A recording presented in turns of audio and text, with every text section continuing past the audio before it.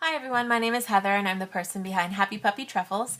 Today I wanted to share with you guys another fun project for the holiday season. And I know yesterday we did an advent calendar that was more two-dimensional, and I'm going to show you guys how to make one that's more three-dimensional today, using just your basic standard box and then putting like a little accent on top to kind of give it a little knob that you can pull on to take it out. You can kind of make a pretty simple little kind of advent calendar that's got some dimension to it. Now, the first thing you want to do is find a box. I happened to find a box that was from greeting cards that has a nice Christmassy feel to it already. It's nice and sturdy, and I also just happened to get super lucky in the sense that the boxes fit in here 4 to the bottom, so you can just squeeze in 4 perfectly. I was just lucky. So, but, and then lengthwise, I also was lucky in that I wound up getting 4 by 6, which gives me 24, which is a nice way to do an advent calendar.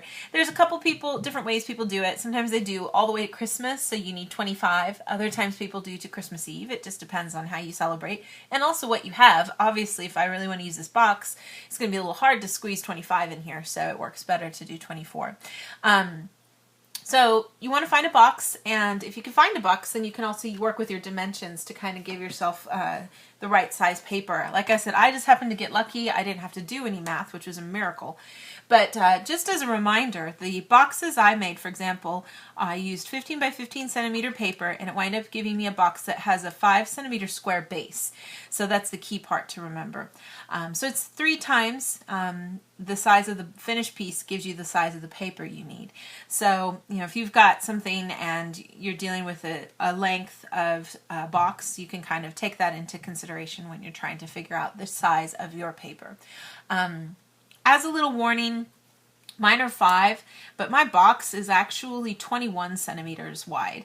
And I think that's just because, and yet everything fits in there really snug actually. So that's probably due to the little thickness, extra thickness to the paper, and you know, things just kind of poofing along and just squeezing in there, right? So you want to give yourself a little breathing room. It's not going to be exactly perfect, or you wind up needing to really scrunch the boxes in, and that can kind of make them look a little deformed and weird. So give yourself a little breathing room if you're working with stuff.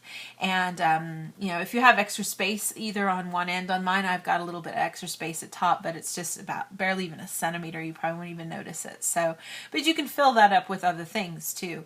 If you have a whole section of space left on the bottom, you could make extra squares and put little you know, write words on it like Merry Christmas or something like that. So lots of fun things you can do. I'm making my calendar 1 through 24 just because that's what happens to fit in my box. Some people like to make the calendar go all the way to 25, or just do 12 days for the 12 days of Christmas. It's kind of up to you guys of what you want to do. But in my case, like I said, I used 15 by 15 centimeter, and so I made 24 of those. And then I also made these little tiny ribbons that you see here, and then I sewed them on so that I could just have a little something to use as a kind of a knob to kind of pull out the box when I'm ready to pull it out. My bow, I used paper that was 6 by 3, excuse me, not 6 by 3, 5 by 2.5. What am I thinking? And again, I had 24 of those as well, so that I could get those all put together. And sometimes, you know, you just have to kind of work with what paper you have. I just kind of worked with what I had. All of my paper for my boxes is Tante paper. My ribbons is just some handmade paper. And then I used some basil paper for some kind of little grid guidelines I'm going to make to fit into my box. And I'll show you guys how to do that too. So just the basics here first to kind of give you guys an idea. And then what I did was, like I said, I had my, I used some of that thicker basil paper to make sort of what I need to get a grid. And this is just a point of preference. I think it works better to have a little strength to the box and the structure inside by having this kind of a skeletal frame to it. That way when you pull out one of the boxes, everything doesn't kind of collapse. There's a little something there to hold it. If you're not putting anything super heavy inside, or you're just doing it for a decoration, you don't need to use this stuff at all. But when you have these two in the box like this, for example, and I pull this one out, there's nothing really keeping this guy here. If he wants to, if you've got something really heavy inside, it could just slide right down. So to kind of prevent that, I went ahead and made just a standard kind of, connecting system where you cut at the same point both ways, and then when you slide them together, you can get them to come together like into a nice little cross. So that's a common way to make a little kind of framework for what we're doing. And I just measured, of course, the inside of my box to see how long of my paper I'd need. And I tried to make this a little less narrow than my box, just about the same, because I didn't really want it to be showing so much if I could help it. So I've got basically 3 going long ways because I have 4 big long rows of stuff going on, and then I have 5 of these little guys, and that is then going to give me the separation that I need for all of my parts. What I've done here at the ends is I folded it off, and then I've kind of separated it into 2 so that I can get an even attachment to the wall. And I'm just going to use some double-sided tape to kind of get that in place in my box. So pretty easy stuff really to kind of work through. And I'll get this all kind of put together here to kind of show you guys how I'll put it inside the box too once I'm done. But I think, if you get stuff kind of going, and like I said, this is a point of preference if you want to use this or not. You don't have to, but I think it might just add a little bit extra kind of strength that I might need to keep things, from kind of falling apart all the time. A lot of the way things go when you make these kinds of projects just depends on the longevity of how long you want your project to be around, If it's just meant to be a momentary fun thing and you're going to toss it, or your kids are going to play with it till they destroy it, then you probably don't need to put a whole lot of effort into making things last forever. But if you think, this is something I'm going to pull out every year and I really want to enjoy it every year, you can definitely kind of keep that in mind and try to find a way to reinforce all the parts that you're making. You could have made this part, for example, out of cardboard. You could also have made it out of even wood. Lots of different things and options of things that you could do to make your the base of this calendar a little stronger. Trying to get this to slide in. Sometimes it doesn't work as good as other times. And everything I think looks a lot better too once you get the boxes in too. It all looks a little better right now. It looks a little funky, and my paper actually wasn't long enough, so I just doubled it up with some double-sided tape there at parts where I needed to for the length of my box. My paper wasn't long enough, and you want to take care too, like in my case, I didn't have a lot of thickness to spare for this because my boxes fit in so perfectly that I just wanted to have something really thin to kind of work with to get this going. But basically I get a grid here then that has room for 24 little squares, and then I can just put that into my box here and use my double-sided tape to kind of get it in here the way I need to. So you can see I've got this kind of framework completed here, and then I've got these little bits of double-sided tape on the sides, and I'm just going to use those then to help me slide this into my box.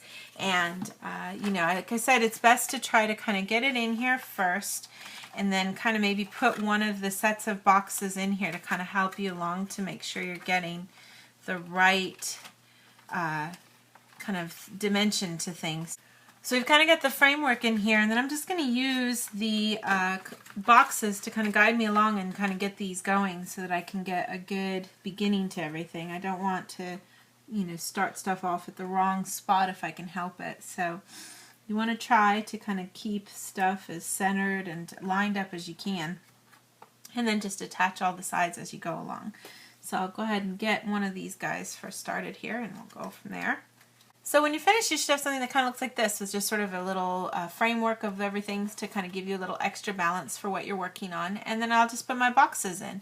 And certainly if you wanted to for your boxes, you could put numbers on them to make it more like a calendar. You can put little goodies inside here and just slide it in. And then when people are ready to take it out, they just pull on the little bow and take whatever goodie is inside out. And I'm just going to kind of just go ahead and put my little guys in here at random and show you guys how everything looks when I'm done here. Try to mix up the colors a little bit if I can. So I've got most of these in here now, and I'm just going to show you guys really quick how I sewed the little ribbon to the top of my box here really quick. So I'll get this out of the way for a second and show you guys.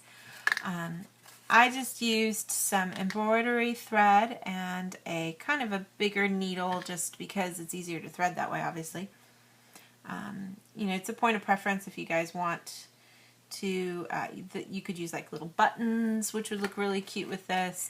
Anything to really make it fit. Because I use taut paper, my boxes are pretty snug without any glue. And, you know, if you want to, you could use this as an opportunity to kind of get stuff sort of pinched down into place. But this particular method doesn't really hold so much of the inside as much as you might want it to. So, but you know, you just kind of get one side going here. And I just kind of, you know, randomly did this. I didn't really do much math or calculation of where or how things are going to show up. And I don't knot off the end because I just tied both ends off at the end inside. So that you want to take care if you're doing it that way. You don't want to accidentally pull too hard and have it all, you know, come out, of course. And I didn't catch this guy on the side. Here we go.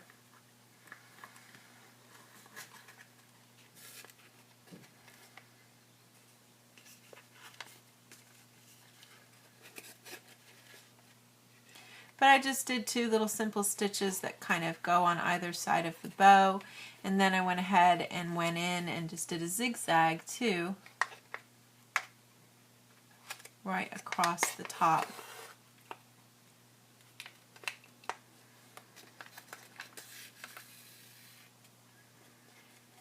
Give it a little bit more of a Christmassy like a package kind of feel to things. And then once you've got those kind of stitches done, you can just kind of take everything out and give a good tug on all the sides and then tie it off. You could also choose to glue this, but the bow in particular doesn't have a really strong base to it, so it kind of might have a hard time catching. And then you run into the trouble of, you know, if you open it repeatedly, what's going to happen. So, but I just get a little of that tied off, and then you get a cute little bow on the top there to kind of finish it off. And then we can just put our last piece in here.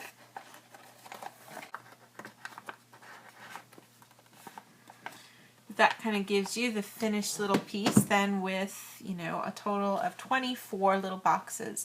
Now this certainly could also work for giving people gifts for chocolates and things like that if you wanted to, but you know, you can kind of just have fun with it by pulling it out, and you know, whatever would be there would be either inside, or depending if it's staying against a wall, some of the gift might remain inside the box.